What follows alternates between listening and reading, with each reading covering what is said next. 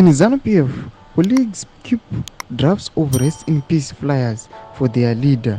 They are just waiting for the bell to ring. Zvaiendawo manje takuona vakomana vanhu vazhinji vakakomenda pamusoro pechituo chakaita kanezuro zvamuri kuona muvhidhio muchiona that picture iro ramuri kuona iro ramukuona rakaiswa mutungamiri wenyika yezimbabwe congratulatory message kuzasi kunonzi our rest in peace. Vakomana vechinji redhiyo vauya vakatora mashoko ekuti aiwa tiri kuona kuti defense yenyika yezimbabwe yagara yakatogadzira maletters ekuti mutungamiri wenyika rest in peace vangomira ngoti nguva yekwane zvayo. Sinapinda mashoko aiwa tichiona chiitiko chishamisa vanhu ndobva wasubscribe like on the bell icon.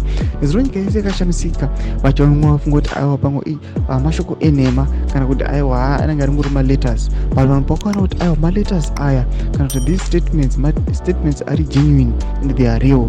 Vanoona peji raNick Mangwana achidismisa mashoko iwawo achiti aiwa matyping errors and the likes. Vanhu ndopo vakazonyatsa kudzoka kuti zvachinenge chokwadi the defense aiwa mashoko ayabuditsa mashoko aiwa vanhu vakutona kuti kune zviri kuitika. Hapana kana 7 days tichiona kuti aiwa kuAir Force of Zimbabwe aiwa chikopokopo chakanodonha chifanira kutakura mutungamiri wenyika kana kuti mavice presidents.